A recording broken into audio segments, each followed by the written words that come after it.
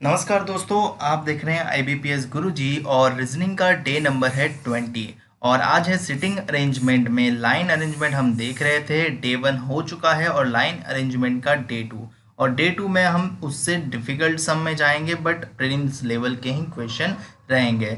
नमस्कार दोस्तों, मैं हूं धार्मिक और आप देख रहे हैं 40 दिन का स्टडी प्लान जो आपको IBPS RRB PO and clerk 2020 के एग्ज़ाम और IBPS PO 2020 की प्रीलिमिनरी एग्जामिनेशन के लिए हेल्पफुल रहेगा। अगर आपने मेरे प्रीवियस लेक्चर नहीं देखे हैं तो आपको प्रीवियस लेक्चर की लिंक डिस्क्रिप्शन में मिल जाएगी। और अगर आपने अभी तक मुझे इंस्टाग्राम पे फॉलो नहीं किया है तो इंस्टाग्राम पे फॉलो ज़रूर कर लेना। इंस्टाग्राम की आईडी है IBPS_गुरुजी। तो चलिए शुरू करते हैं आज के सेशन से। शुरू करने से पहले प्रीवियस सेशन में जो मैंने होमवर्क दिया था उसका सॉल्यूशन दे देता हूँ। जैसा कि 11 से 15 है उसका ये रहा सॉल्यूशन और जो रेड से टिक मार्क किए वो रहे आंसर, आप वेरीफाई कर लेना। उसी प्रकार से ये रहा सॉल्यूशन और ये रहे आंसर। उसी प्रकार से 75 से 79 का सॉल्यूशन ये रहा और आंसर ये रहे। आप वीडियो पॉज करके अच्छे से देख लेना। 80 से 84 का सॉल्यूशन ये रहा और आंसर ये रहे। 90 से 94 का सॉल्यूशन ये रहा, आंसर ये रहे। और 55 से 59 का सॉल्यूशन ये रहा और आंसर ये रहे। और 65 से 69 का सॉल्यूशन ये रहा और आंसर ये रहे। तो शुरुआत करते हैं आज के सेशन से और सबसे पहला सवाल ये रहा आपके सामने। क्या लिखा है? 6 person are sitting in a row facing north and they have different ages but not necessarily in the same order. ठीक है, 6 लोग हमें दे दिए गए हैं और बट यहाँ पे एक और पैरामीटर है और वो क्या है? एज है सबकी डिफरेंट। ठीक है, और फिर क्या लिखा है? C sits third from one of the end, यानी कंडीशन स्टार्टेड है। तो मैं क्या करूँगा, जनरली 2 लाइन बना दूंगा जिसमें क्या होगा 6 पीपल की रैक बना लूँगा। और सभी लोग नॉर्थ देख रहे हैं तो मुझे उसकी तो टेंशन है ही नहीं, तो सब लोगों का नॉर्थ ही फेसिंग होगा। 2 3 4 5 और 6।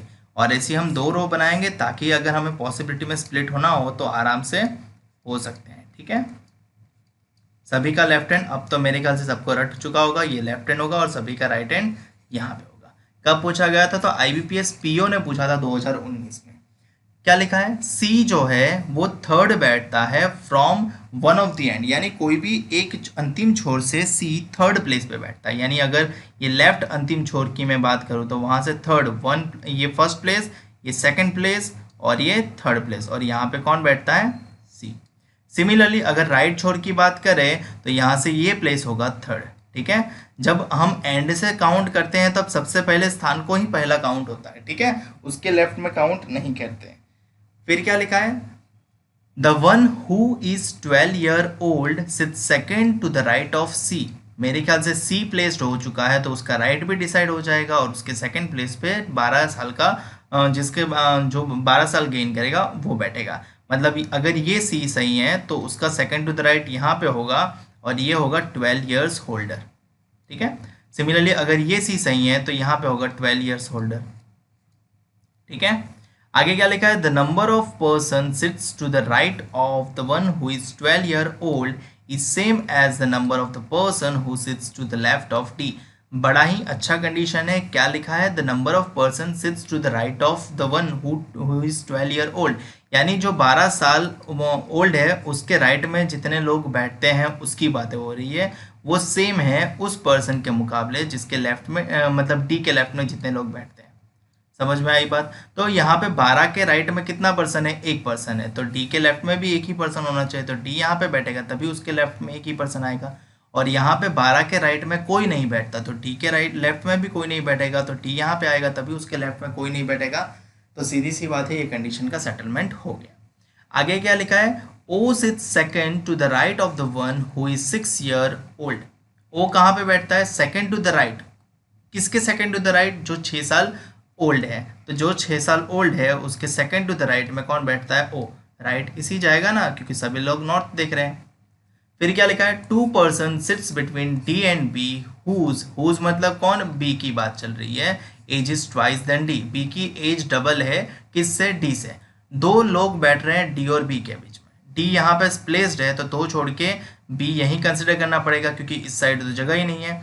और डी यहाँ पे है तो 2 छोड़ के मैं बी को बिठाना है तो सी को उठाना पड़ेगा, वो चीज़ पॉसिबल नहीं है, तो मेरी कंडीशन क्या हो जाएगी? एलिमिनेट। ठीक है, अब यहाँ पे चलते हैं और हुज करके लिखा है, हुज मतलब कौन, बी की एज, बी की एज कैसी है, डबल है, किससे, डी से, मतलब बी की एज 2 गुना है डी से। अगर बी डबल है डी से तो डी आधा होना चाहिए बी से, डी आधा होना चाहिए, तो डी की एज क्या होगी, ऑब्वियसली 6 ईयर्स ही होगी, तभी बी डबल होगा ना डी से। मुझे उम्मीद है कि आपको समझ में आ रहा होगा। अगला condition, N sits to the right of P. अब इमीडिएट राइट नहीं बोला है, इन्होंने जनरल वे में बोला है कि एन जो है वो पी के राइट में बैठता है, किसके राइट में, पी के, तो पी जहाँ भी प्लेस करेगा उसके राइट में कहीं पे भी एन होगा। अब इमीडिएट राइट भी हो सकता है या फिर कभी कहीं पे भी हो सकता है, जैसे कि मैं पी को यहाँ रखता हूँ तो एन यहाँ भी हो सकता है, यहाँ भी हो सकता है, या पी को यहाँ रखता हूँ तो कंपलसरी एन यहाँ पे, बट मुझे ये पता चलना चाहिए ना। आगे क्या लिखा है पढ़ते हैं, the one who is 36 year old sits third to the left of the one who is 15 year old. क्या बोला जा रहा है, जो पर्सन 36 साल का है वो थर्ड टू द लेफ्ट बैठता है उस पर्सन से जो 15 साल का है। मतलब लेफ्ट किसका जाना है, 15 साल का, 15 साल के लेफ्ट में थर्ड प्लेस 1 2 और 3 कौन बैठता है, 36 साल वाला। ठीक है, तो कुछ इस प्रकार से। अब यहाँ पे देखो, ये 15 साल वाला यहाँ पे मैं रखता हूँ तो 1 2 और 3 36 साल वाला यहाँ आ सकता है। अगर मैं 15 साल वाले को यहाँ रखता हूँ तो 1 2 और 3 36 साल वाला यहाँ आ सकता है। तो मैं अभी कुछ नहीं करता, आगे बढ़ता हूँ। The age of O is 18 years, O की एज कितनी है, 18 साल, तो यहाँ पे 18 आ जाएगा। ठीक है, अब मुझे सेटल करना है, ये कंडीशन तो मैंने ऑलरेडी यूज़ कर चुका हूँ, ये कंडीशन बाकी है, ये कंडीशन बाकी है। ठीक है, तो अब मैं इस पर टारगेट करता हूँ। यहाँ पे डेटा खत्म हो गया, सीधी सी बात है, आपने जितनी कंडीशन मार्क की है उसी से आंसर आपका आने वाला है। तो सबसे पहले मैं क्या करूँगा, ओ 18 को रखने की जगह ढूंढूंगा। अगर मैं ओ को यहाँ रखता हूँ तो उसका लेफ्ट साइड मिलेगा ही नहीं, क्योंकि हमें ओ के लेफ्ट में देखना है 6 वाला।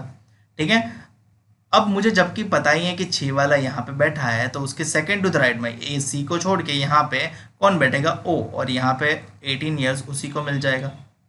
ठीक है, अब ओ बैठ गया है तो मैं 15 साल जो है ना वो इसको नहीं दे सकता, क्योंकि उसके third to the left place ही नहीं है।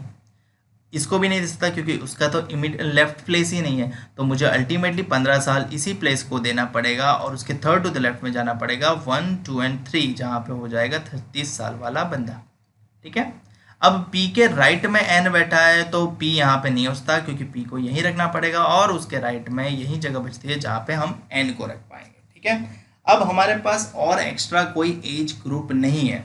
आप समझ लो, आपको जितनी एज दिया है, 6 साल दिया, 36 साल दिया, 18 दिया, 12 दिया, 15 दिया, अब और कोई नहीं दिया तो हमें उसका जजमेंट नहीं करना है। जितना डेटा होगा उतना ही आप सेटिंग बना पाओगे या पजल बना पाओगे, ध्यान रखना। ठीक है, पजल बनाने का सबसे आसान तरीका यही है कि आप as much as you can, आप जितनी प्रैक्टिस कर सकते हो उतनी प्रैक्टिस करो।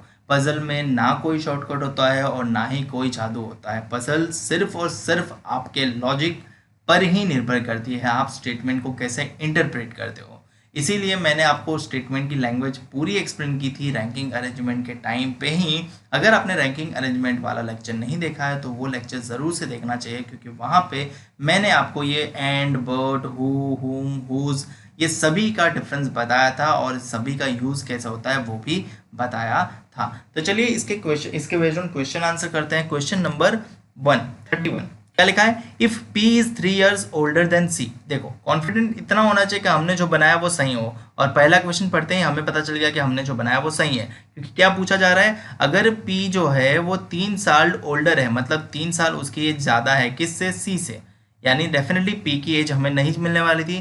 C की एज 36 है, तो 36 से P 3 साल और ओल्डर है, तो P की एज क्या होनी चाहिए, 39 होनी चाहिए।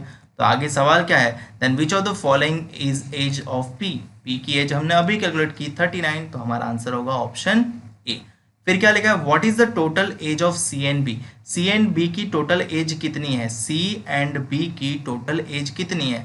C एंड B की टोटल एज काउंट करें तो 36 और 12, 36 में 12 ऐड करो, 2 ऐड करेंगे तो हो जाएगा 38, और 38 में 10 ऐड करेंगे तो हो जाएगा 48। ठीक है, तो एडिशन करेंगे तो हमारा आंसर हो जाएगा option B.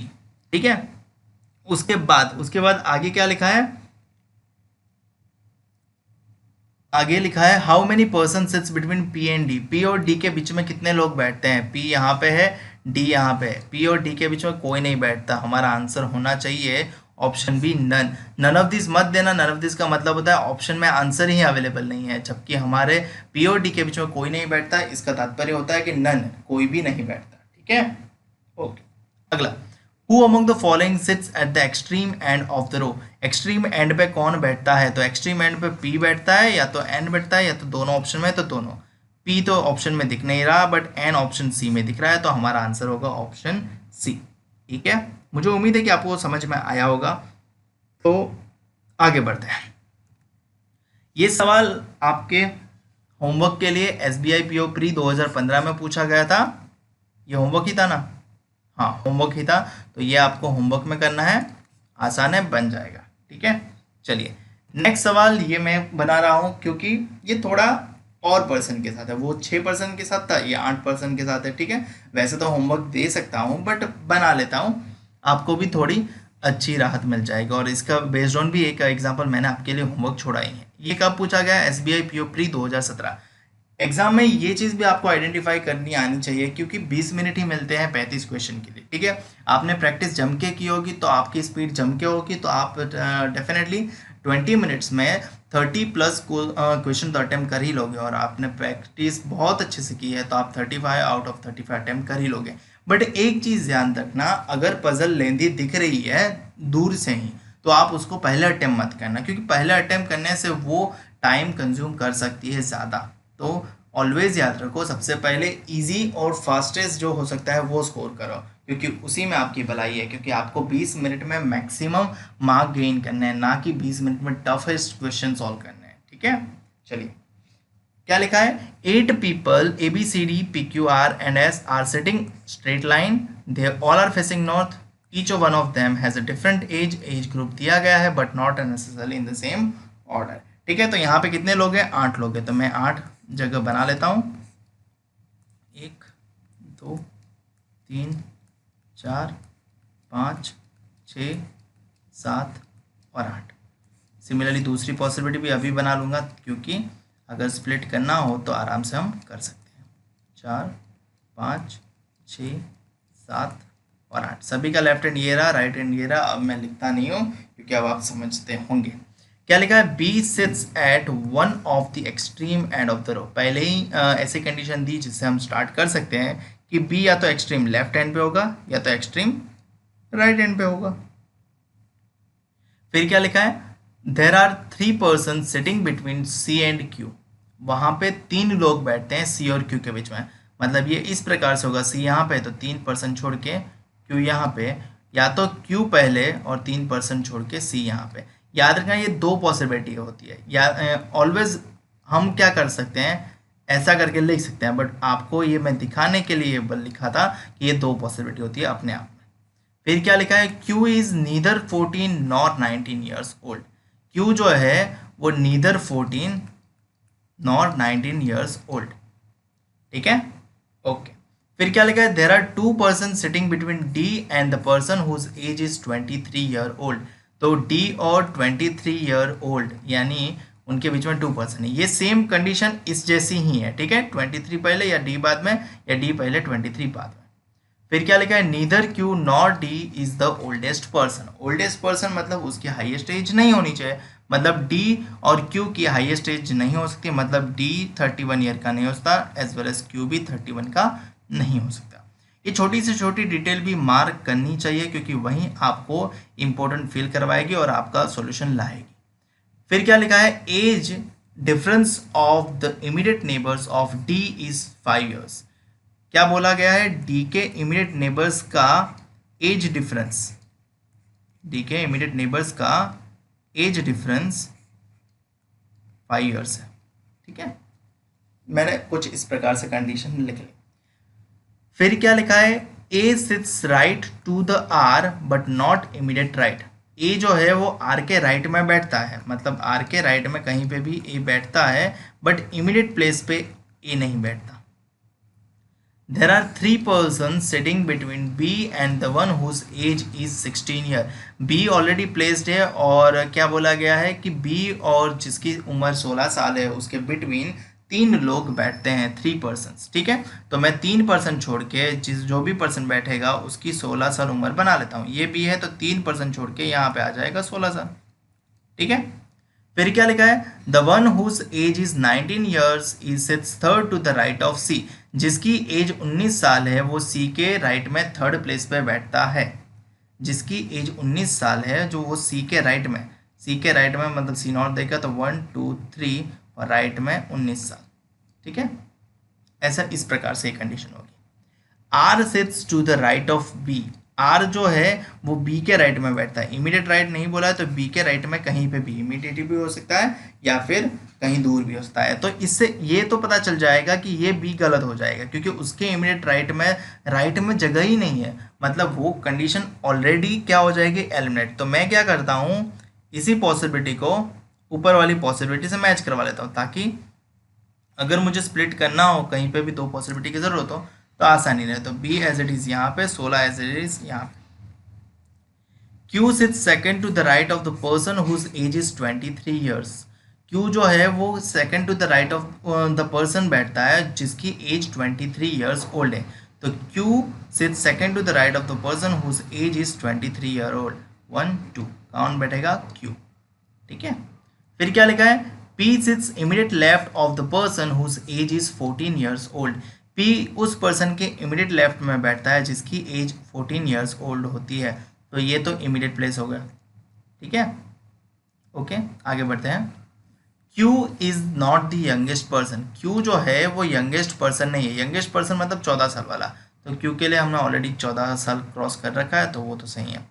The one whose age is 31 year is not an immediate neighbor of the youngest person। जिसकी एज 31 ईयर है वो यंगेस्ट पर्सन का इमीडिएट नेबर नहीं है, मतलब 14 का इमीडिएट नेबर में 31 नहीं मिल सकता, यानी पी को अल्टीमेटली 31 ईयर्स नहीं मिल सकते, ऐसा कहने का तात्पर्य है। और C is not the fourth oldest person. Fourth oldest person मतलब 31 वाला ओल्डेस्ट होगा तो ये फर्स्ट ओल्डेस्ट हुआ, ये सेकंड ओल्डेस्ट हुआ, ये थर्ड ओल्डेस्ट हुआ, तो फोर्थ ओल्डेस्ट कौन होगा, 21 वाला। तो सी जो है वो फोर्थ ओल्डेस्ट पर्सन नहीं है, मतलब सी के लिए 21 एज सूटेबल नहीं है, ठीक है। बस इतना बताया गया और तो कुछ बताया नहीं गया, ठीक है। तो कहाँ से शुरुआत करें, क्यू और सी के बीच में 3 लोग है ये बता दिया गया है। सी के राइट में 2 छोड़ के 19 वाला है, ठीक है, वो तो पक्की वाली बात है। अब अगर मुझे सी के राइट में, यहाँ पे देखो सी के राइट में 1 2 तीसरे प्लेस पे 19 रखना है तो मुझे सी को यहाँ तो नहीं रख सकता, यहाँ भी नहीं रख सकता, यहाँ भी नहीं, क्योंकि सी को यहाँ रखता हूँ ना इस जगह पे तो उसका राइट ही नहीं मिलता। सी को यहाँ रखता हूँ तो राइट 1 मिलता है, बट हमें तो 3 राइट चाहिए, 1 2 3। तो सी को यहाँ भी नहीं रख सकता क्योंकि 2 ही राइट मिलते हैं। सी को अल्टीमेटली मुझे यहाँ रखना पड़ेगा, ठीक है। अब सी को यहाँ रखता हूँ ना तो उसके थर्ड टू द राइट मुझे मिल जाएगा 19, ये हो सकता है, ठीक है।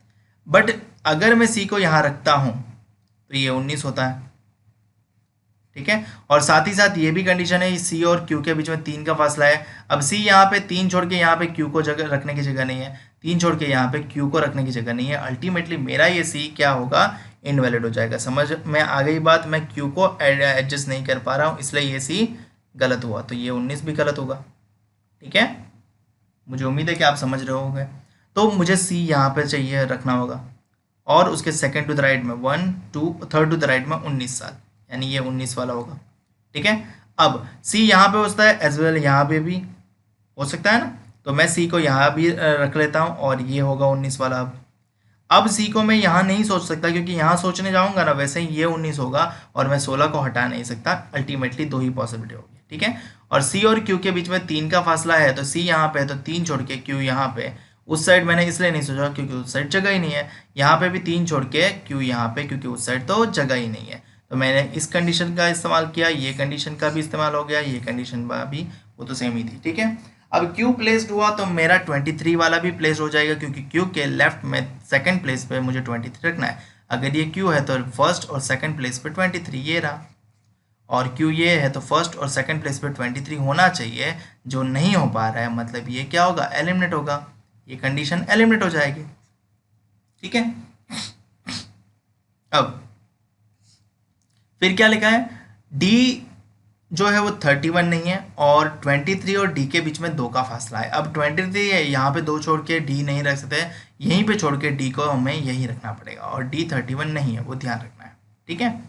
फिर 14 जिसकी एज होगी उसके इमीडिएट लेफ्ट में पी बैठेगा, ठीक है। अब 14 इसकी एज हो सकती है तो यहाँ पे इमीडिएट लेफ्ट में पी बैठ सकता है, बट पी के लिए 31 नहीं है, ठीक है। ये 14 और ये पी हो सकता है। आगे पर देखते हैं, ये 14 और ये पी हो सकता है, तो डी 14 हो सकता है, हो सकता है।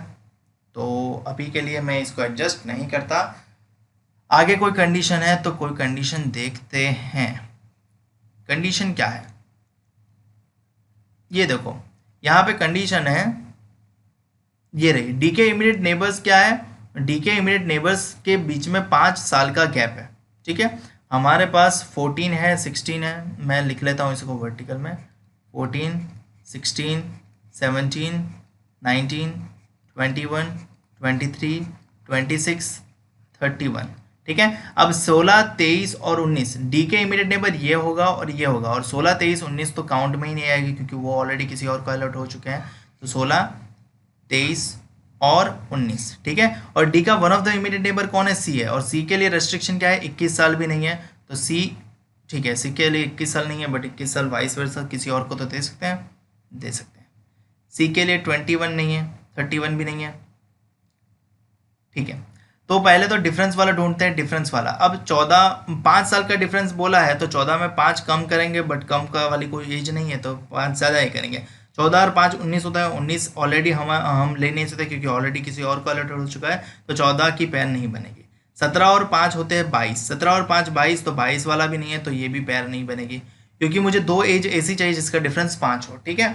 21 में 5 ऐड करेंगे तो 26, तो हमारी एक पैर ये बनती है कि ये उनको दे सकते हैं, या तो 26 में 5 ऐड करते हैं तो 31 बनता है, तो ये एज भी दे सकते हैं, ठीक है। तो 21 और 26 दे सकते हैं, या तो 26 और 31 दे सकते हैं।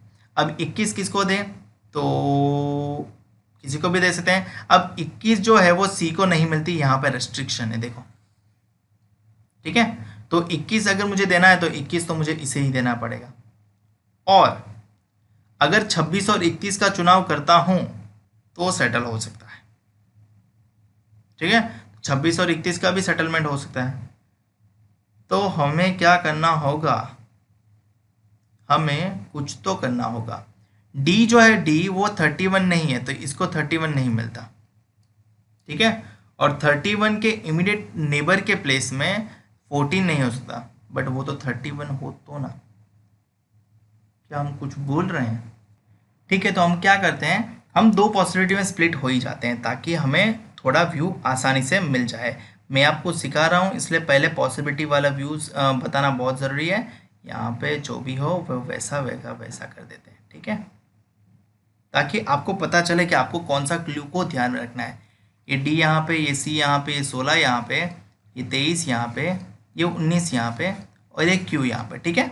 अब मैं ये कंडीशन को तो प्लेस कर ही सकता हूँ कि पी जो है, पी 14 के इमीडिएट लेफ्ट में पी होना चाहिए, ठीक है। तो 14 के इमीडिएट लेफ्ट में पी मतलब 14 क्यू को बना सकता हूँ, नहीं बना सकता, मैं 14 क्यू को दे ही नहीं सकता, नहीं दे सकता ना। अगर मैं 14 क्यू को नहीं दे सकता तो मुझे 14 किसको देना पड़ेगा, अगर मैं 14 क्यू को नहीं दे सकता तो 14 तो यहाँ पे नहीं हो सकता, अगर 14 वहाँ पे नहीं हो सकता तो 14 कहाँ पे होगा। 14 के लिए अब मुझे एक ही जगह मिलती है और वो है डी, कि डी को बना दूँ 14, ठीक है। डी तो 14 हो सकता है ना, हो सकता है, तो डी 14 होगा और उसके इमीडिएट लेफ्ट में बैठेगा पी, ठीक है, तो वहाँ पे पी बैठ जाएगा। अब जिसकी एज 14 है उसके इमीडिएट नेबर्स में 31 वाला नहीं बैठता। अब 31 वाला नहीं बैठता तो 31 वाला नहीं बैठता मतलब अब मुझे किसके बीच में पैर सेट करनी है, अब मुझे पैर सेट करनी है कि डी के इमीडिएट नेबर जो है उसके एज का डिफरेंस 5 साल है, ठीक है, और 2 ही एज नंबर ऐसे हैं जिसके इमीडिएट नेबर का 5 साल है, ठीक है। अब 31 डी के इमीडिएट नेबर में बैठ ही नहीं पाएगा, तो अल्टीमेटली मुझे ये पैर का चुनाव तो गलत करना पड़ेगा, ये पैर का मैं चुनाव कर ही नहीं सकता, तो अल्टीमेटली मुझे जो चुनाव करना होगा वो 21 और 26 का, ठीक है। और सी को 21 नहीं मिलता तो 21 किसको मिलेगा, पी को ही देना पड़ेगा, और 26 देना पड़ेगा सी को। समझ में आ रही है बात, ठीक है। तो ये मेरा हो गया यूज़, ये मेरा हो गया यूज़। अब डी और 23 के बीच में वो भी हो गया यूज। ठीक है, तो अब क्या था कि ये सीक्वेंस बी के राइट में आर है और आर के इमीडिएट राइट में ए नहीं है बट राइट में क्यू है। अगर मैं बी के राइट में आर को यहाँ लगता हूँ तो ए को कंपलसरी यहीं रखना पड़ेगा, और जो आर के इमीडिएट राइट में ए नहीं है, ऐसा हमें रेस्ट्रिक्शन पहले ही दिया गया है, आर के इमीडिएट राइट में नहीं है, तो आर को मुझे यहीं रखना पड़ेगा और एक छोड़कर मैं ए को रख दूंगा। समझ में आई बात? अब बचा कौन? बचा वाला पर्सन उसको यहाँ रख देंगे। बचा कौन है? एस बचा है, तो एस को यहाँ पे रख देंगे। और क्यू के लिए एज का रेस्ट्रिक्शन पता है, 14 तो ऑलरेडी यूज है, 19 ऑलरेडी यूज है, और 31 ऑलरेडी यूज नहीं है, तो क्यू को 31 नहीं मिलता तो हम 31 बी को दे देंगे और बचा एज ग्रुप क्यू को देंगे। बचा एज ग्रुप कौन सा है? ढूंढो, बचा एज कौन सा है? बची एज 17 है, तो 17 देंगे हम क्यू को। तो फाइनली हमारा अरेंजमेंट बन गया ये रहा। ठीक है, तो चलिए हम ढूंढते हैं हमारा question answer. Who sits second to the right of D? D के सेकंड टू द राइट में कौन बैठता है? अगर डी यहाँ पे है तो उसका second to the right first और सेकंड आर बैठता है, या तो जिसकी एज 16 है वो। तो हमारे पास ऑप्शन में आर अवेलेबल है, तो हमारा आंसर होगा ऑप्शन डी। ठीक है, उसके बाद सेकंड सवाल क्या है? How many person sits between the person whose age is 31 years and S? तो एस और 31 ईयर्स जिसकी एज है उसके बिटवीन कितने लोग बैठते हैं? यानी ये पर्सन और ये पर्सन के बिटवीन देखेंगे तो ये पी डी सी आर यानी 4 लोग बैठते हैं, तो आंसर होगा 4 यानी option A. Who among the following persons is 26 year old? 26 साल किसके हैं? तो 26 साल हमने सी को अलॉट किए हैं, तो हमारा आंसर होगा option C. If P is related to 16 years in the same way B is related to 26 year. P 16 और B 26, P 16 और B 26, P 16 मतलब यहाँ से यहाँ, B 26 मतलब यहाँ से यहाँ। ठीक है, दो को मिडल में छोड़ना है, सीधी सी बात है। तो हमें किसका ढूंढना है? R is related to what? तो R is related to 2 को छोड़ के 17 मिलेगा, तो 17 होना चाहिए, यानी ऑप्शन बी। ठीक है, next, what is the age difference of age immediate neighbours? यानी ए के एज का डिफरेंस नहीं पूछा है, ए के इमीडिएट नेबर्स का एज डिफरेंस पूछा है। ए के इमीडिएट नेबर ये और ये कहलाए जाएंगे, तो 23 और 70 का डिफरेंस क्या होगा? 23 और 70 का डिफरेंस होगा 6 साल, तो हमारा आंसर होगा ऑप्शन डी। ठीक है, मुझे उम्मीद है कि आपको समझ में आया होगा। ये पूछा गया था एसबीआई पीओ प्री 2017 में। अगला सवाल आपके लिए होमवर्क छोड़ा है, एज वाला ही है और 8 पीपल वाला ही है। मुझे उम्मीद है कि आप अच्छे से इसका प्रैक्टिस करोगे और इसके आंसर आप कमेंट में मुझे बताओगे, और मैं नेक्स्ट सेशन में आपको इसका सॉल्यूशन तो दे ही दूंगा, बट आपको प्रैक्टिस करनी है, ये सॉल्व करना है और कमेंट में मुझे आंसर बताने हैं।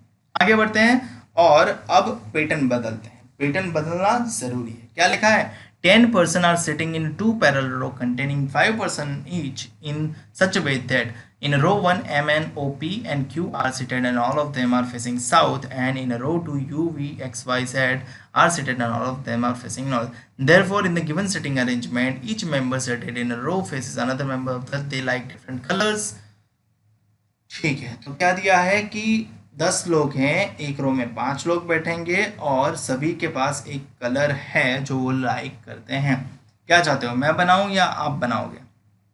मैं चाहता तो हूं कि बना दूं, बट प्रॉब्लम ये है कि मैं बना दूंगा तो आप क्या करोगे? अगर आपसे ये ना बने तो आप मुझे कमेंट सेक्शन में ज़रूर बताना। ठीक है, कमेंट सेक्शन में बताओगे तो मैं आपके लिए ये सॉल्व डेफिनेटली कर दूंगा, क्योंकि हमें 2 पैटर्न और देखनी है वीडियो में।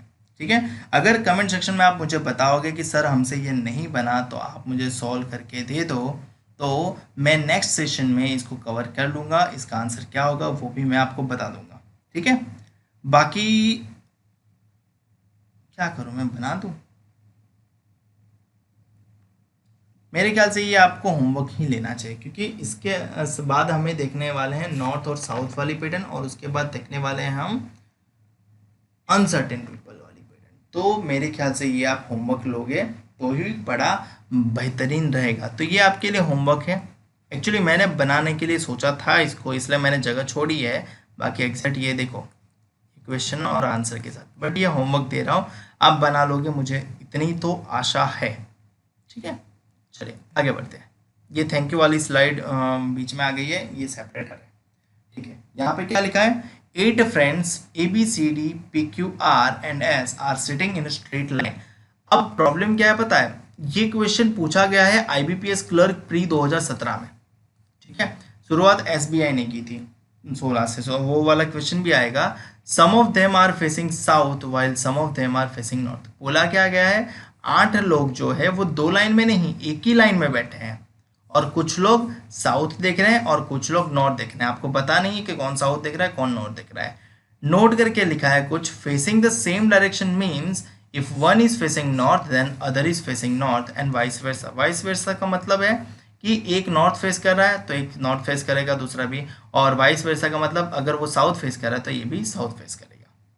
Facing the opposite direction means if one is facing north then the other faces south and vice versa. मतलब अगर ये नॉर्थ फेस करा तो ये साउथ फेस करेगा, अगर ये नॉर्थ करेगा तो ये साउथ करेगा। ऐसा इसका कहने का तात्पर्य ये है। तो मतलब अब हमें पर्टिकुलर राइट और लेफ्ट पर्टिकुलर पर्सन का देखना पड़ेगा, क्योंकि कौन नॉर्थ फेस कर रहा है कौन साउथ फेस कर रहा है वो हमें पता नहीं है। और आगे कंडीशन है, ठीक है। आप चाहो तो वीडियो पॉज करके पहले इसको सॉल्व करने की कोशिश कर सकते हो, मुझे मज़ा आएगी और आपको भी मज़ा आएगी, ठीक है। मैं अपनी स्लाइड पे आ जाता हूँ कि थोड़ा सॉर्ट आउट कर देता हूँ, ठीक है। अब मुझे जबकि डायरेक्शन पता नहीं है तो मैं 8 प्लेस तो बनाऊंगा बट किसी की भी डायरेक्शन नहीं दूंगा। 1 2 3 4 5 6 7 और 8, मैंने 8 प्लेस तो बना दिए बट किसी की भी डायरेक्शन नहीं दी। क्यों नहीं दी? क्योंकि मुझे पता ही नहीं है। 2 3 4 5 6 7 और 8, ठीक है। और रो का लेफ्ट हैंड ये काउंट होगा, राइट हैंड ये काउंट होगा, ठीक है। बट पर्टिकुलर पर्सन का लेफ्ट और राइट बदलता रहेगा क्योंकि मुझे तो वो पता ही नहीं है। सबसे पहला क्वेश्चन, अब यहाँ पे कंडीशन हर 2 वे में सोचनी पड़ेगी। क्या लिखा है? Q sits at one of the extreme ends of the line। Q जो है कोई भी एक एक्सट्रीम एंड पे बैठा है, तो एक्सट्रीम एंड ये और ये काउंट होता है, तो Q शायद यहाँ पे बैठ सकता है, Q शायद यहाँ पे बैठ सकता है। 2 ही पॉसिबिलिटी हो सकती है, मैंने 2 पॉसिबिलिटी बना दी। आगे condition, C sits third to the left of Q। किसके ऑफ है? Q के लेफ्ट में बैठता है। अब इस Q को अगर मैं नॉर्थ दिखाता हूं तो इसका लेफ्ट इस ओर जाएगा, तो मैं इस Q को नॉर्थ नहीं बता सकता, मुझे इस Q को साउथ ही दिखाना पड़ेगा, तभी उसका लेफ्ट मुझे इस ओर मिलेगा, ठीक है। तो इस और कितने प्लेस पे है? C थर्ड प्लेस पे है, तो ये फर्स्ट प्लेस हुआ, सेकंड प्लेस हुआ, थर्ड प्लेस हुआ। थर्ड प्लेस पे C बैठा है, बैठ तो जाएगा बट C का नॉर्थ और साउथ मुझे डिसाइड नहीं करना है अभी, ठीक है, क्योंकि मुझे पता नहीं है। इसी प्रकार से अगर मैं इस Q को साउथ करता हूं ना तो इसका लेफ्ट इस साइड जाएगा, जो पॉसिबल नहीं है क्योंकि C को सेटल नहीं कर पाऊंगा, तो मुझे उसके लिए इसको नॉर्थ दिखाना पड़ेगा और इसके लेफ्ट में जाना पड़ेगा थर्ड प्लेस। 1 2 एंड 3 कौन बैठेगा? C, बट C का नॉर्थ साउथ मुझे पता नहीं है। आगे क्या लिखा है? Next condition, B is not an immediate neighbour of Q। B जो है वो Q का इमीडिएट नेबर नहीं है, मतलब यहाँ पे क्रॉस चेक B, यहाँ पे भी सेम क्रॉस चेक B, ठीक है। जो जो कंडीशन में डिटेलिंग है वो आपको डिटेलिंग मार्क करनी है। आगे क्या लिखा है? P sits third to the right of C। P जो है वो C के राइट में थर्ड बैठता है। अब फर्स्ट पॉसिबिलिटी में अगर C साउथ देखता है तो उसका राइट इस साइड जाएगा, और इस साइड राइट में थर्ड 1 2 3 थर्ड प्लेस पे तो ऑलरेडी Q बैठा हुआ है, तो मैं इस C को साउथ दिखा नहीं सकता, तो मुझे अल्टीमेटली C को नॉर्थ दिखाना पड़ेगा, तभी उसका राइट इस साइड जाएगा और थर्ड प्लेस 1 2 3 कौन बैठेगा? P, समझ रहे हो। और P का फेस मुझे नहीं पता तो मैं उसका फेस नहीं ड्रॉ करूंगा। अब अगर इसको नॉर्थ दिखाया तो इसको साउथ दिखाएंगे तभी उसका राइट इस साइड जाएगा, क्योंकि अगर नॉर्थ दिखाएंगे तो राइट इस साइड जाएगा और थर्ड प्लेस पे तो ऑलरेडी Q सेटल्ड है, तो वो चीज़ पॉसिबल नहीं है, तो इसलिए मुझे C को साउथ दिखाना पड़ेगा और राइट इस साइड जाएगा। 1 2 3 कौन बैठेगा? P। फिर क्या लिखा है? A faces north. A north face करता है, मुझे नहीं पता A अब कब बैठेगा, तो मैं कंडीशन मार्क कर लेता हूँ कि A नॉर्थ फेस करता है, ठीक है। कंडीशन मार्क करनी बहुत ज़रूरी है, उसको अनमार्क्ड मत रखना, क्योंकि अनमार्क्ड रखोगे वापस पढ़ने क्यों जाओगे, ठीक है। आगे, D sits to the immediate right of P। किसके इमीडिएट राइट में? P के इमीडिएट राइट में D बैठता है। अब P का इमीडिएट राइट ये भी होता है, अगर नॉर्थ देखे तो ये होगा, साउथ देखेगा तो ये होगा, तो D यहाँ भी, क्योंकि वो तो P के फेस पे निर्भर करता है। बट आगे की कंडीशन जो है वो D वाली ही है। D does not sit at the any of the extreme ends of the line. मतलब D जो है वो एक्सट्रीम एंड पे नहीं बैठता, इन शॉर्ट D यहाँ पे नहीं बैठता, तो डी को तो कंपलसरी इधर ही बैठना, इधर ही जाना पड़ेगा। तो पी के इमीडिएट राइट में डी बैठता है, तो डी अगर पी अगर नॉर्थ देख लेना तो इमीडिएट राइट ये प्लेस बनता है, तो ये गलत हो जाएगा। तो पी को साउथ देखना पड़ेगा, तो डी यहाँ पे सेटल होगा।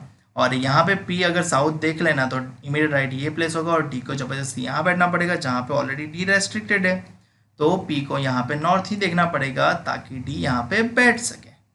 समझ रहे हो मैं पॉसिबिलिटी कैसे वर्क करवा रहा हूँ? ओके, आगे क्या लिखा है? Only one person sits between R and B. R और बी के बीच में सिर्फ एक ही पर्सन बैठ सकता है। तो मैं कंडीशन मार्क कर लेता हूँ, आर डैश बी या तो बी डैश आर होगा। ठीक है, और मुझे ये तो पता चल गया कि आर और बी यहीं बैठ सकते हैं, क्योंकि यहाँ बैठाऊँ तो एक छोड़ के पॉसिबल नहीं है, तो आर और बी यहीं बैठने वाले हैं। सिमिलरली आर और बी यहीं बैठने वाले हैं। ठीक है, आगे बढ़ते हैं। आगे क्या लिखा है? P sits second to the left of R. P जो है वो आर के सेकंड टू द लेफ्ट में बैठता है। अब मुझे ये पता है कि आर और बी यहीं बैठने वाले हैं। ठीक है, अब मैं आर को यहाँ बैठाऊंगा ना, तो P second to the left क्या, ये तो 1 2 3 4 हो जाएगा। तो अल्टीमेटली मुझे आर को यहीं बिठाना पड़ेगा, तभी उसके सेकंड टू द लेफ्ट में आप पी को मुझे लाना पड़ेगा। पी जो है वो सेकंड टू द लेफ्ट होता है। सेकंड टू द लेफ्ट किसका? आर का। तो आर का लेफ्ट लाने के लिए अगर आर नॉर्थ देखेगा तो लेफ्ट तो इधर जाएगा, जबकि वल गलत हो जाएगा। तो इसलिए इस आर को साउथ देखना पड़ेगा, तभी उसका लेफ्ट इस साइड जाएगा और उसके second to the left place पे पी एडजस्ट होगा। सिमिलरली यहाँ पे आर यहीं बैठेगा, तभी उसके और नॉर्थ देखेगा, तभी उसके सेकंड टू द लेफ्ट में पी मिलेगा। ठीक है, और आर और बी के बीच में एक ही जन बैठता है, तो अगर आर यहाँ पे बैठ गया तो बी को यहीं बैठना पड़ेगा, और आर यहाँ पे बैठा तो बी को यहीं बैठना पड़ेगा। सीधी सी बात है। नेक्स्ट, फिर क्या लिखा है? S sits second to the right of D. Of किसका है? डी का। तो डी के सेकंड टू द राइट में कौन बैठता है? एस। अब डी यहाँ पे है, साउथ देख लेगा तो राइट इधर जाएगा, बट सेकंड प्लेस खाली नहीं होगा, इसलिए डी को देखना पड़ेगा कंपलसरी नॉर्थ, और उसका सेकंड टू द राइट ये होगा एस। और इस डी को नॉर्थ देखेगा तो सेकंड टू द राइट में सी होगा, तो वो वैलिड खाली नहीं होगा, तो इस डी को देखना पड़ेगा साउथ, और उसका सेकंड टू द राइट होगा एस यहाँ पे। ठीक है, फिर क्या लिखा है? Both the immediate neighbours of P faces the same direction to each other. क्या बोला है? बोथ दी यानी दोनों, इमीडिएट नेबर्स ऑफ पी यानी पी के दोनों immediate neighbours face the same direction, same direction face करते हैं ईच अदर यानी अरस परस में, मतलब उनके बिटवीन, मतलब पी के इमीडिएट नेबर्स डी और एस है, और वो दोनों सेम डायरेक्शन फेस कर रहे हैं अपनी। तो अगर डी नॉर्थ देख रहा है तो एस को भी नॉर्थ ही देखना पड़ेगा, और पी के इमीडिएट नेबर्स यानी ये दोनों, अगर डी साउथ देख रहा है तो एस को भी साउथ ही देखना पड़ेगा। ठीक है, चलिए आगे। बचा पर्सन मेरे ख्याल से ए है, तो ए यहीं बैठेंगे। फिर क्या लिखा है? Both the immediate neighbours of C faces the opposite direction to each other. मतलब सी के जो दो इमीडिएट नेबर है वो ईच अदर यानी अरस परस में अपोजिट डायरेक्शन फेस करते हैं। यानी सी के इमीडिएट नेबर बी और आर है, आर अगर साउथ देख रहा है तो बी को नॉर्थ ही देखना पड़ेगा, और इस कंडीशन में सी का इमीडिएट नेबर आर और बी है, अगर आर नॉर्थ देख रहा है तो बी को साउथ ही देखना पड़ेगा। ठीक है, क्योंकि अपोजिट बोला है। S faces the same direction as D and A faces D and A faces the same direction as R. ये दो स्टेटमेंट अलग अलग है, एंड के बाद अलग जॉइंट होते हैं। ठीक है, तो S faces the same direction as D. S south north देख रहा है तो डी भी नॉर्थ देखेगा, और एस साउथ देख रहा है तो डी भी साउथ देख रहा है। ठीक है, A faces the same direction as are.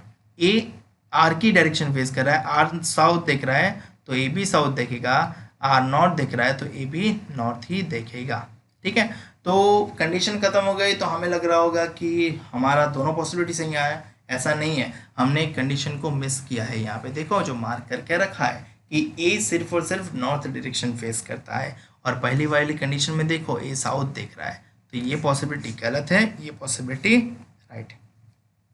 अब काफ़ी लोग यहाँ पे सवाल उठाएंगे कि सर ये तो प्रिलिमिनरी के लिए बहुत लेंथी सवाल हो जाता है, इसमें दोनों और सोचना पड़ता है, काफ़ी टाइम भी लग जाता है, तो एग्ज़ाम में क्या करना है? भैया एग्ज़ाम में पूछा गया है तभी तो मैं आपको करवा रहा हूँ, और सीधी सी बात है एग्ज़ाम में पूछे तो आपको सॉल्व भी करना पड़ेगा। तो अक्सर ये क्लर्क के लिए तो नहीं है, ये आएगा तो आएगा तो किस में आएगा? पीओ के फ्रेम में ही आएगा। और अगर ये कोई सवाल आता है तो आपको ध्यान रखना है कि पजल से स्टार्ट कभी नहीं करना है क्वेश्चन पेपर में सबसे पहले आसान और जल्दी बन जाए वैसे क्वेश्चन करो, और उसके बाद पजल लेवल भी जो आसान पजल है उसको पहले टैकल करो, और उसके बाद टफ लेवल पे आओ। ठीक है, तो ये हमारा फाइनल आंसर बन गया और हम करते हैं क्वेश्चन आंसर। ठीक है, चलिए सबसे पहला सवाल, क्वेश्चन बन जाए ना, सॉल्यूशन बन जाए ना, अरेंजमेंट बन जाए ना, तो उसके बाद तो बड़ा ही आसान है। How many person sits between D and A, D और ए के बीच में कितने लोग बैठते हैं। हमारा ये रॉन्ग पॉसिबिलिटी है, इसको अच्छे से करेक्ट करना। डी और ए, ये रहा डी और ये रहा ए, कितने लोग बैठते हैं, 3 लोग, आर सी बी। ठीक है, तो आपका आंसर होगा ऑप्शन सी। फिर क्या लिखा है, who among the following pairs sits at the extreme end, extreme end पे कौन सी पेयर बैठती है, S and Q. S and Q option A में ही अवेलेबल है, तो आपका आंसर ऑप्शन है। Who sits third to the left of D, D के लेफ्ट में थर्ड कौन बैठता है। अब डी देख रहा है साउथ, यहाँ पे देखना भाई कहाँ देख रहा है, अगर डी साउथ देख रहा है तो राइट होगा इसका इस साइड और लेफ्ट होगा इसका इस side.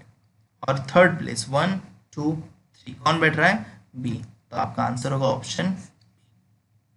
Who sits immediate right of B, B के इमीडिएट राइट में कौन बैठता है। अब बी भी देख रहा है साउथ, तो उसका राइट होगा यहाँ पे, और इमीडिएट राइट में कौन बैठता है, सी, तो आपका आंसर होगा ऑप्शन बी।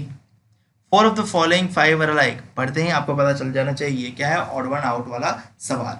ठीक है, क्या है, ए सी एस बी डी, ए सी एस बी डी, ए सी एस बी डी।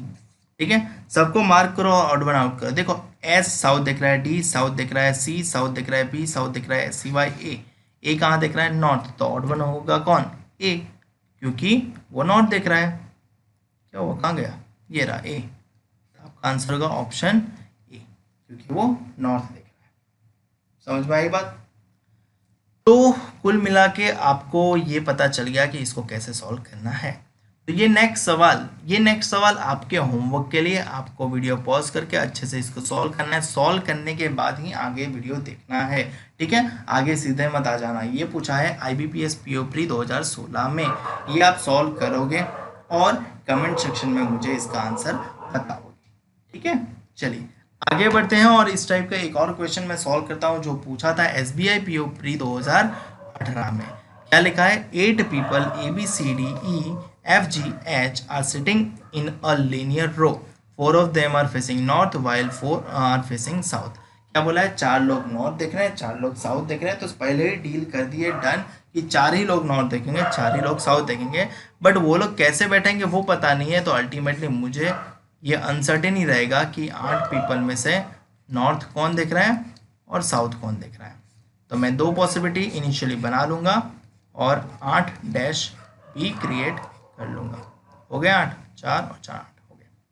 क्या लिखा है, 3 person sits to the left of C, C के लेफ्ट में 3 लोग बैठते हैं, बट क्या हमें बताया कि सी नॉर्थ देखता है, सी साउथ देखता है, नहीं बताया। तो मैं दोनों सपोज कर लूँगा कि सी अगर नॉर्थ देखता है तो यहाँ बैठेगा, तभी उसके लेफ्ट में ओनली 3 person होगा, और अगर सी साउथ देखता है तो सी यहाँ बैठेगा, तभी उसके लेफ्ट में ओनली 3 person होगा।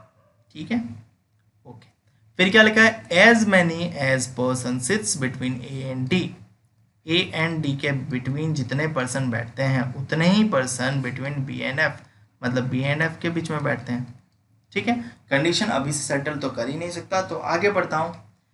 Only B sits between C and A, C और ए के बीच में सिर्फ बी ही बैठ सकता है, तो सी और ए के बीच में सिर्फ बी ही बैठ सकता है। तो कुछ इस प्रकार से हो, या तो ए पहले और सी बाद में, कुछ इस प्रकार से भी हो सकता है, तो मैं इसका अभी जजमेंट नहीं करता। आगे क्या लिखा है, A sits second to the left of C, A जो है वो सी के सेकंड टू द लेफ्ट में बैठता है। सी मेरा अरेंजमेंट है, उसका साइड भी पता है, तो उसका लेफ्ट साइड भी पता है। सी नॉर्थ देखता है तो लेफ्ट इस साइड जाएगा, और second to the left, first और सेकंड कौन बैठेगा, ए।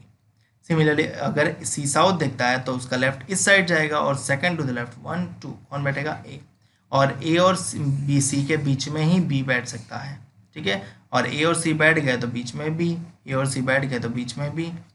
ठीक है, कंडीशन यूज कर ली, इसलिए मैंने क्रॉस चेक कर लिया। आगे क्या लिखा है, ए फेसिस नॉर्थ डायरेक्शन, तो ए की डायरेक्शन पता नहीं थी तो हमने नॉर्थ बना लिया क्योंकि बता दिया गया। F does not sit at an extreme end, extreme and इसे बोलते हैं, तो यहाँ पे एफ नहीं बैठेगा, यहाँ पे भी एफ नहीं बैठेगा, और जो इसके लिए लिखा है इसके लिए लिखा है, ऐसा समझ लो।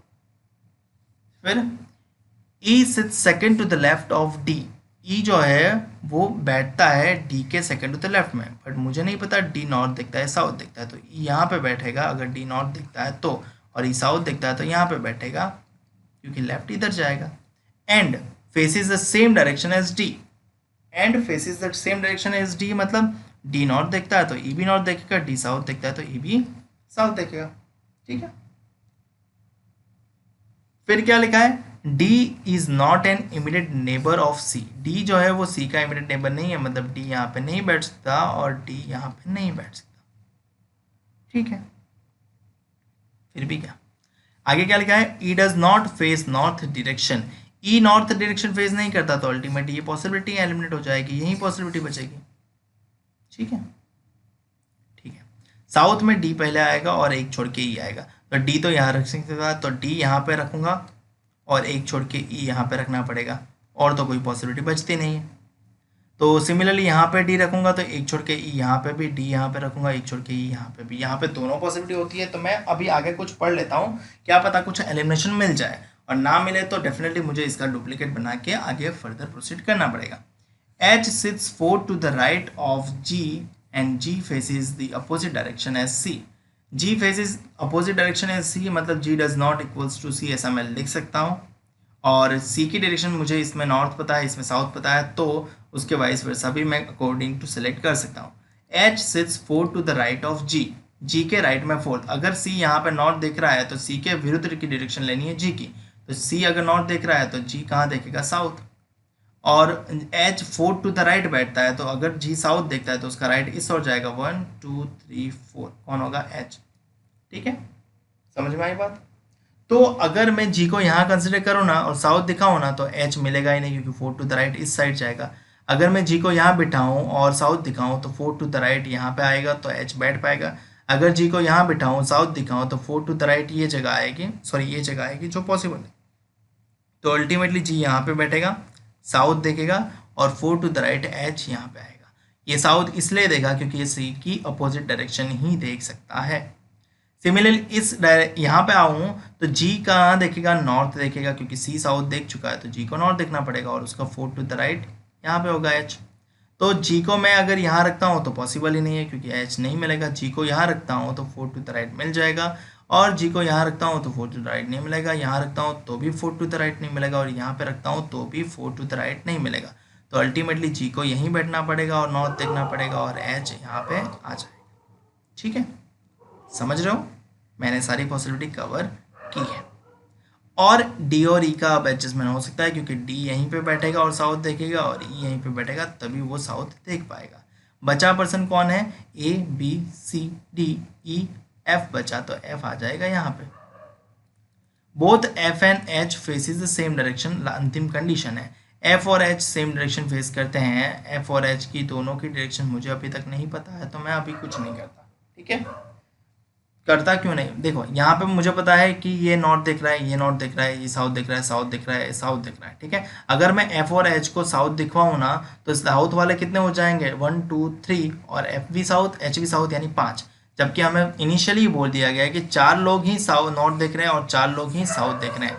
तो यहाँ पे मुझे एफ और एच को मस्ट नॉर्थ ही दिखवाना पड़ेगा, तभी साउथ का वो बरकरार रहेगा। अब नॉर्थ वाले 4 देख चुके हैं तो बाकी सब लोग साउथ ही देखेंगे, तो बी अल्टीमेटली साउथ देखेगा। समझ में आई बात। सेकंड कंडीशन में देखो, 1 2 3 तो साउथ हो ही चुके हैं, तो मुझे एच और एफ को नॉर्थ ही दिखवाना पड़ेगा क्योंकि एच और एफ सेम डायरेक्शन फेस करते हैं, और बचा पर्सन बी, तो बी को देखना पड़ेगा साउथ, तो बी देखेगा साउथ। ठीक है, अब कंडीशन जी और सी वाली हो गई, ये भी यूज़ हो गई, ये भी यूज़ हो गई, यही बची है कि ए और डी के बीच में जितने लोग बैठते हैं उतने ही बी और एफ के बीच में बैठते हैं। देखो यहाँ पे ए यहाँ पे है, डी यहाँ पे है, कितने लोग बैठते हैं बीच में, 5 लोग, और उतने ही लोग बी और एफ के बीच में बैठने चाहिए। बी यहाँ पे बैठ रहा है, एफ यहाँ पे बैठ रहा है, उसके बीच में तो 3 ही लोग हैं, तो ये मैच नहीं कर रहा, अल्टीमेटली ये पॉसिबिलिटी क्या हो जाएगी, एलिमिनेट।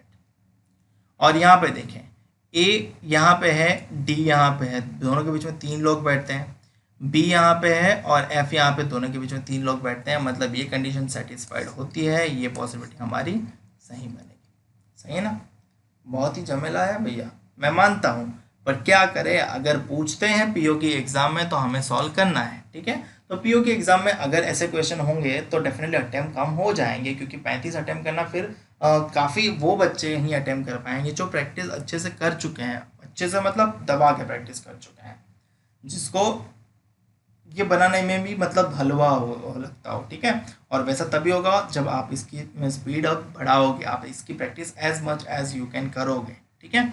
मैंने आपको एग्जांपल दे दिया, ये मैंने सॉल्व करवाया, तो आप घर पे इसको सॉल्व नहीं करोगे वो नहीं चलेगा, आपको ये क्वेश्चन सॉल्व करना होगा घर पे, वापस से वीडियो पॉज करो, वापस से सॉल्व करो, आपको भी तो डायरेक्शन आए माइंड में, आप करोगे तब आपको माइंड में डायरेक्शन आएगी, विदाउट उसके डायरेक्शन नहीं आएगी, ठीक है।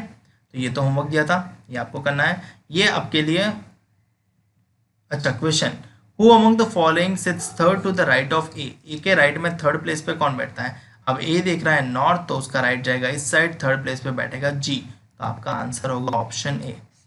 How many person are sitting between B and D, B और डी के बीच में कौन कौन बैठता है, बी यहाँ पे है, डी यहाँ पे, तो दो ही लोग बैठते हैं बी और डी के बीच में, तो आंसर होगा option E. Which of the following pair seats eight an extreme and, कौन सी पेयर एक्सट्रीम एंड पे बैठती है, तो एच और ए वाली पेयर सही होगी, तो एच और ए कहाँ पे है, एच और ए ऑप्शन में अवेलेबल ही नहीं है, तो हमारा आंसर क्या होगा, एच और ए ऑप्शन में अवेलेबल नहीं है, तो हमारा आंसर होगा ऑप्शन ई, सॉरी एच और ई, यानी ऑप्शन अवेलेबल है option A, so sorry. Who among the following sits immediate left of G, G के immediate लेफ्ट में कौन बैठता है, G देख रहा है साउथ, साउथ देख रहा है तो लेफ्ट ये होगा, तो G के इमीडिएट लेफ्ट में बैठ रहा है टी, ठीक है। यहाँ पे बहुत ही ध्यान रखने का होता है, आप डिफॉल्ट में नॉर्थ मान के चलोगे ना तो आपके आंसर कहीं गलत हो जाएंगे, गलत नहीं होना चाहिए। How many person sits between H and C, H और सी के बीच में कितने लोग बैठते हैं, एच कहाँ पे है ये रहा, सी कहाँ पे ये रहा, एच और सी के बीच में दो लोग बैठते हैं, तो आपका आंसर होगा 2 यानी ऑप्शन ई, ठीक है। मुझे उम्मीद है कि आपको समझ में आ गया होगा, और मेरे ख्याल से मुझे इससे आगे क्वेश्चन नहीं करवाना चाहिए। तो शुरुआत यहाँ से हुई थी, एसबीआई पीओ प्री ने 2016 में ये क्वेश्चन पूछा था, बहुत ही मज़ेदार है और आपको सॉल्व करने में बड़ा ही मज़ा आने वाला है, ठीक है। तो ये आपके लिए होमवर्क है, आप मुझे सॉल्व करके कमेंट सेक्शन में आंसर बताओगे, ठीक है। अगर कोई क्वेश्चन सॉल्व नहीं होता, और क्वेश्चन अगर आपको सॉल्व करने बैठते हैं फर्स्ट ट्रायल में सॉल्व नहीं होता, तो आपको 2-3 ट्राई और देने हैं, ठीक है। एक ट्रायल में ही आप ये मत बोल देना कि सर मुझसे नहीं हुआ, ठीक है। आपको एटलीस्ट 5 ट्राई तो देनी है एक क्वेश्चन को, अगर नहीं बनता है तो, और बनता है तो वेरी गुड है, ठीक है। कुत्तों की आवाज़ के लिए मैं माफ़ी चाहता हूँ, बट वो तो उनको मैं बंद करवाने नहीं जा सकता, ठीक है।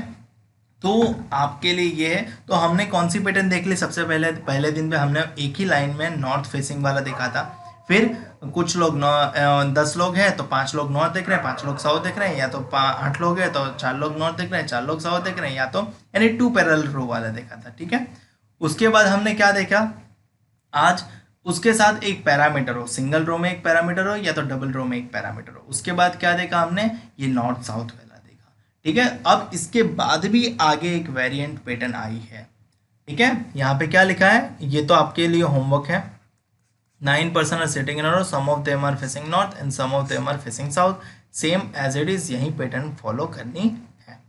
ये भी आपके लिए homework, 8 person are sitting in a row, some of them are facing north while some of them are facing south, ठीक है। तो ये भी आपको ही करना है। काफ़ी सारे नॉर्थ साउथ फेसिंग वाले क्वेश्चन आ गए, तो आपके लिए ये मैंने लगा दिया।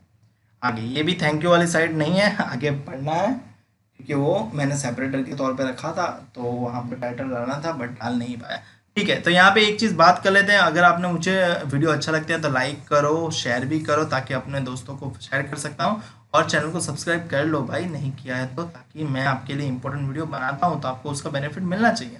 और इंस्टाग्राम पे अभी तक मुझे फॉलो नहीं किया है, तो इंस्टाग्राम की आईडी है IBPS_गुरुजी, ठीक है, ये वाली, ठीक है। तो आप वहाँ पे मुझे फॉलो कर सकते हो। अब यहाँ पे बात आती है अनसर्टेन नंबर ऑफ पीपल वाली। जब पूछा गया था ना, तब काफ़ी लोग मतलब चकित रह गए थे, ये क्या पूछ लिया, हमें तो पता ही नहीं चल रहा, ठीक है। ये पूछा था IBPS क्लर्क प्री 2019 में पूछा था।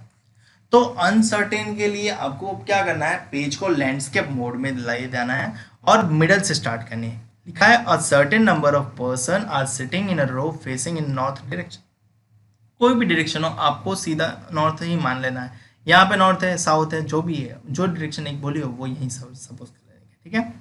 4 person are sitting between P and Q, P और क्यू के बीच में 4 पर्सन सिटिंग है, ठीक है। तो अब कंडीशन ऐसे मत बनाना वरना कभी नहीं पहुंच पाओगे अनसर्टन नंबर पेपर में। आपको सीधा 4 पर्सन बनाने हैं, पी और क्यू के बीच में 4 पर्सन बैठते हैं, तो पी यहाँ पे 1 2 3 4 और कौन बैठेगा, क्यू। बट ऐसा जरूरी थोड़ी कि क्यू बाद में बैठे, क्यू पहले भी बैठ सकता है, 1 2 3 4 और बैठेगा पी, ठीक है। फिर क्या लिखा है, F sits second to the right of Q, किसके राइट में, क्यू के राइट में। तो सभी लोग नॉर्थ देख रहे हैं तो क्यू भी नॉर्थ देख रहा है, तो उसका राइट यहीं पे होगा, और सेकेंड टू द राइट में कौन बैठता है, एफ, और ये क्यू है तो एफ यहाँ पे बैठेगा। फिर क्या लिखा है, 1 person sits between F and S, F और एस के बीच में 1 पर्सन बैठता है। अब लेफ्ट साइड एक छोड़ू तो क्यू बैठेगा हुआ है, तो मुझे एस को यहीं बिठाना पड़ेगा, और इसमें भी एस को यहीं बिठाना पड़ेगा। S seats eight 8th position from one of the extreme ends, S कोई भी एक एक्सट्रीम एंड से 8वीं पोजिशन पे बैठा हुआ है, ठीक है। अगर मैं फर्स्ट वाली पॉसिबिलिटी में लेफ्ट से काउंट करूँ ना, 1 2 3 4 5 6 7 8, 8 पे तो ऑलरेडी एफ बैठा है, तो एस के लिए तो 10th हो जाएगा, तो डेफिनेटली एस जो है वो राइट साइड से ही होगा। तो 1 2 3 4 5 6 7 8। अब काफ़ी लोगों को यहाँ पे ये कन्फ्यूजन होती है कि एस 8वें पे होना चाहिए या एस की पोजीशन 9th पे होगी। तो भैया कोई भी एक एंड से 8th पोजीशन, मतलब ये फर्स्ट पोजीशन कैलकुलेट करे, ये second, third, fourth, fifth, six, seventh और 8th पे एस होना चाहिए, ठीक है। अब ये दूसरी पॉसिबिलिटी में एस लेफ्ट से भी बना सकते हैं, राइट से भी बना सकते हैं, तो मैं इसकी पहली रेप्लिका बना लेता हूँ, ठीक है। और एक बार लेफ्ट से सोच लेते हैं, तो लेफ्ट से 8th प्लेस मतलब 1 2 3 4 5 6 7 और 8, और राइट से 8th प्लेस मतलब 1 2 3 4 5 6 7 और 8, ठीक है। फिर क्या लिखा है, D sits third to the right of S, S के राइट में थर्ड प्लेस पे डी बैठता है। अगर ये एस है तो उसका राइट इस साइड जाएगा, 1 2 और 3, थर्ड पे डी बैठता है तो थर्ड पे डी बिठा दो। एस के राइट में थर्ड प्लेस नहीं, यहाँ तो राइट में जा ही नहीं सकता ना, क्योंकि हमें क्या बोला है कि एस कोई भी वन ऑफ द एंड से क्या है, 8th पोजीशन पे, सॉरी हाँ, S seats eight 8th position from one of the extreme ends, तो एस इस एक्सट्रीम एंड से 8th पोजीशन है, तो यहाँ पे एक्सटेंड नहीं हो सकता। एस इस एक्सट्रीम पोजीशन से 8th प्लेस पे, तो यहाँ पे एक्सटेंड नहीं हो सकता, और यहाँ से एक्सटेंड नहीं हो सकता। तो यहाँ पे इस और तो एक्सटेंड हो सकता है। तो क्या बोला है कि D sits third to the right of S, S के राइट में फर्स्ट, सेकंड और थर्ड, कौन बैठेगा, डी, यहाँ पे भी डी यहीं आएगा, ठीक है। फिर क्या लिखा है, H sits fifth to the left of Q, H जो है वो 5th पोजीशन पे बैठता है क्यू के लेफ्ट में, तो क्यू का लेफ्ट इस साइड जाएगा, 1 2 3 4 5, ऑलरेडी पी बैठा है तो मैं पी को उठा के तो नहीं बैठा सकता, तो अल्टीमेटली ये एलिमिनेट। फिफ्थ क्या है, एच जो है 5th टू द लेफ्ट बैठता है किसके, क्यू के, तो अब इस क्यू को भी नॉर्थ ही देखना है, तो उसका लेफ्ट भी इधर जाएगा, तो 1 2 3।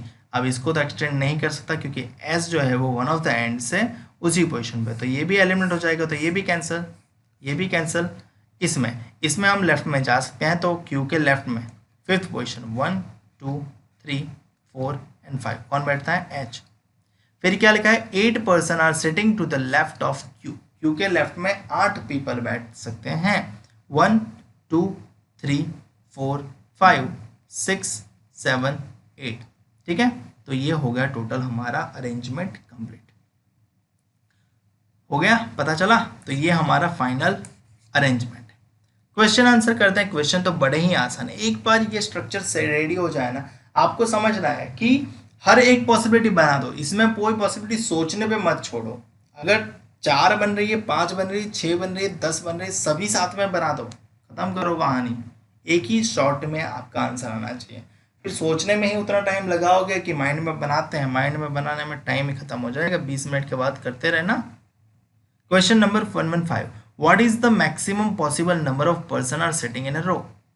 तो मैक्सिमम पॉसिबल नंबर कितने होंगे, जब हमें ये बता दिया कि क्यू के लेफ्ट में 8 ही बैठ सकते हैं, तो डेफिनेटली ये यहाँ पे एंड हो जाएगा, और S one of the and से 8th पोजिशन पे, तो ये भी एंड हो जाएगा। तो मैक्सिमम कितने पर्सन बैठ सकते हैं, 1 2 3 4 5 6 7 8 9 10 11 12, 13, 14, 15, 16, 17, 18, 19, 20, टोटल 20 पर्सन ही बैठ सकते हैं। तो आपका आंसर होगा option A. How many person are sitting between P and S? P और एस के बीच में कितने लोग बैठे हैं? पी यहाँ पे है, एस यहाँ पे, मिडल में कोई बैठा ही नहीं है। तो आंसर क्या होगा? None, option C. None of this तो नहीं दिया है, तो ठीक है, नन ही हमारा आंसर है। What is the position of D with respect to F? D की पोजीशन क्या है एफ के रिस्पेक्ट में? मतलब एफ से देखना है, किसको देखना है? डी को देखना है। नॉर्थ देख रहे हैं तो डी राइट साइड है, 1 2 3 4 5, यानी फिफ्थ टू द राइट। आपका आंसर होगा option D, fifth to the right.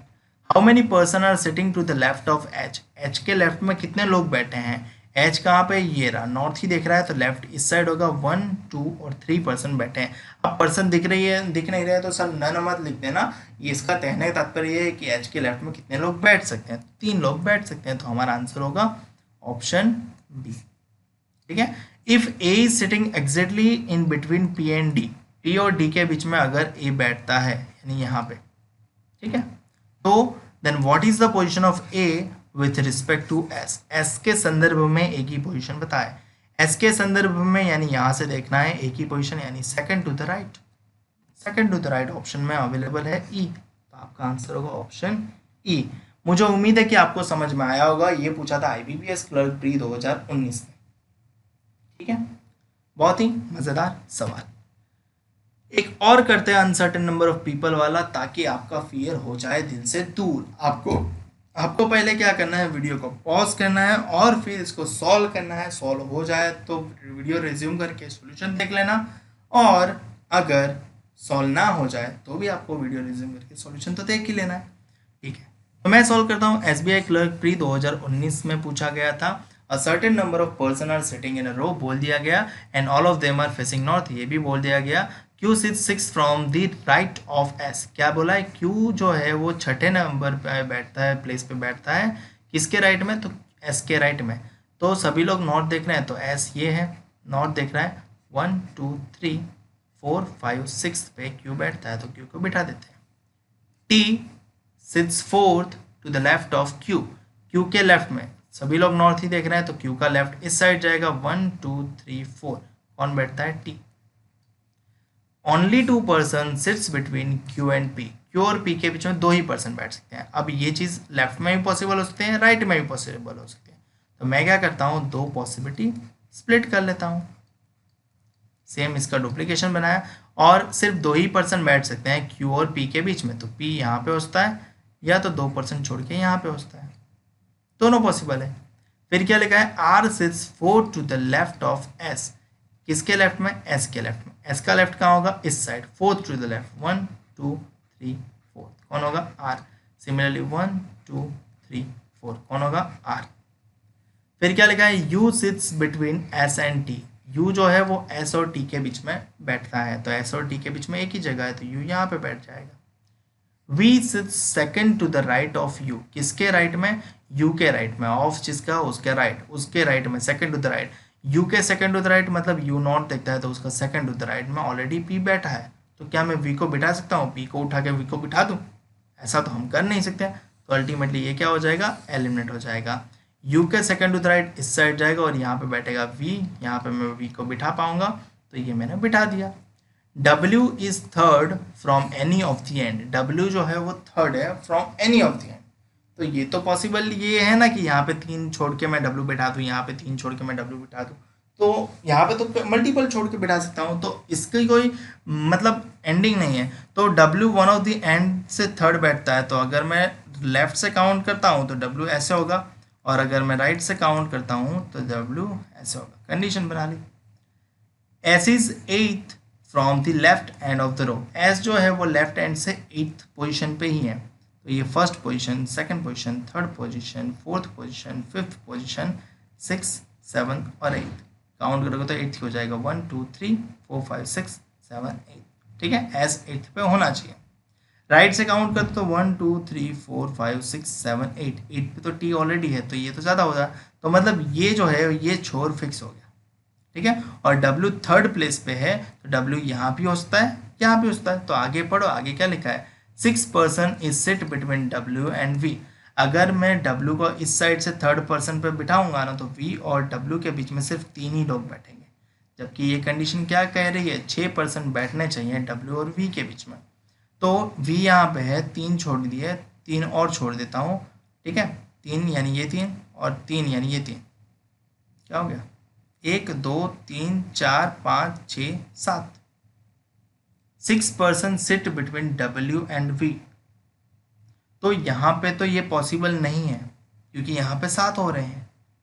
तो मैं क्या करूँगा, क्यों यहाँ पे V यहाँ पे है 3 और 3 6, और यहाँ पे बिठाऊंगा W को, और मैं 2 प्लेस यहाँ पे और एक्सटेंड करूँगा ताकि W राइट एंड से थर्ड प्लेस पे बैठे, ठीक है। कंफ्यूजन नहीं होना है क्योंकि लेफ्ट एंड पे तो हम मैक्सिमम लिमिट तक पहुँच चुके थे, क्योंकि S तो लेफ्ट से 8 ही होना चाहिए, तो राइट से हम एक्सटेंड कर सकते थे क्योंकि राइट में हमें कोई लिमिट नहीं थी। बट V और W के बीच में 6 पर्सन है, तो उसके लिए मुझे 6 पर्सन करने के लिए W को यहाँ प्लेस करना पड़ा, और W कोई भी एक एंड से सिर्फ थर्ड प्लेस पे है, तो यहाँ इस एंड से थर्ड प्लेस पे यहाँ पे बिठा दिया, ठीक है। W को मैं इस थर्ड एंड पे बिठा तो सकता था, बट यहाँ पे बिटवीन 7 पर्सन हो जाते तो लास्ट कंडीशन एलिजिबल नहीं हो पाती। तो अल्टीमेटली फाइनल मेरा पॉसिबिलिटी डायग्राम ये बना कि ये मेरा सही आंसर है, ठीक है। क्वेश्चन आंसर करते हैं तो सीधा सवाल आंसर समझ में ही आ जाएगा।